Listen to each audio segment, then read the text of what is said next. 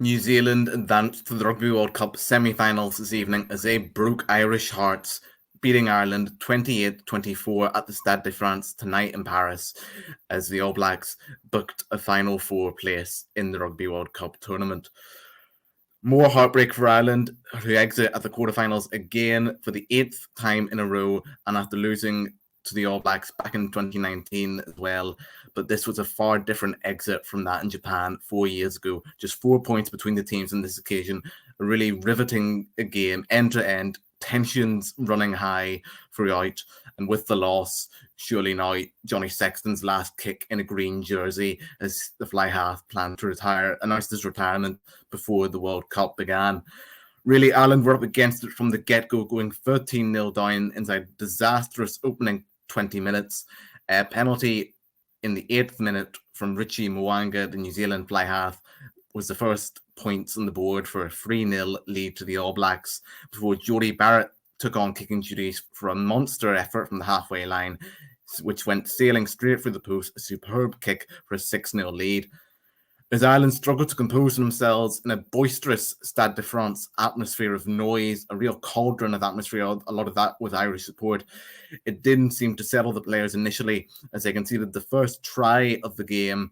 The New Zealand winger Lester Fanganuku found in space and he barreled over unstoppably from close range, with Moanu landing an excellent conversion as Ian Foster's All Blacks made a dream start. Ireland's nightmare, 13-0 down after 20 minutes.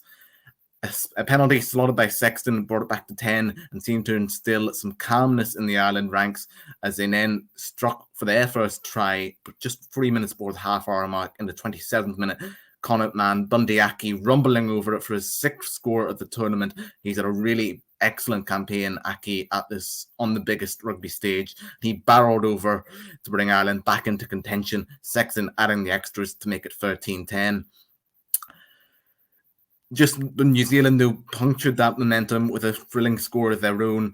Number 8, Archie Sather, found out wide, and he brushed aside James Lowe to dot down in the corner. And despite the conversion drifting wide, make no mistake, this was a killer blow to Ireland as New Zealand struck again to increase their lead, going 18-10 up beyond a converted try. Just when half-time looked to be looming, though, and Ireland looked to be running short, they got back into, just before the break, a crucial moment as scrum half Aaron Smith was shown a yellow card for a deliberate knock-on from New Zealand.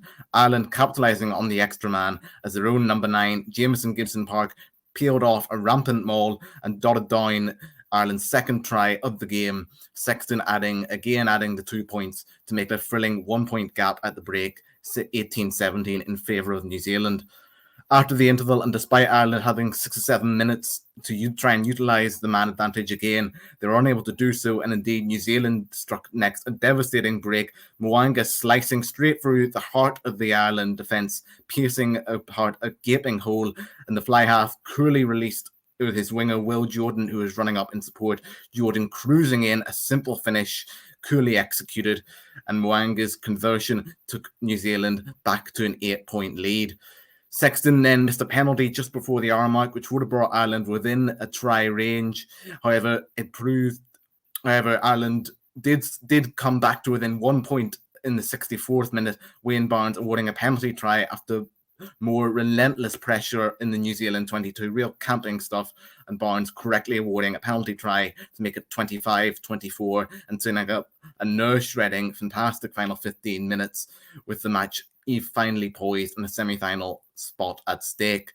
Jody Barrett missed a penalty that would have soothed New Zealand nerves, but the centre redeemed himself as Ireland gifted him another chance to add 3 points. This he did. Ireland's scrum being dominated even with New Zealand hooker Cody Taylor in the bin. And as we went into the final 10 minutes, it remained on a knife edge in Paris.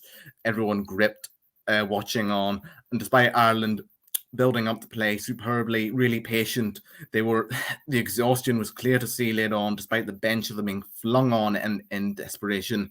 30 phrases eventually ended with a turnover by Sam Whitelock, New Zealand booting the ball out and booking a place in the Final Four, where they will face Argentina on Friday night in the semi-finals.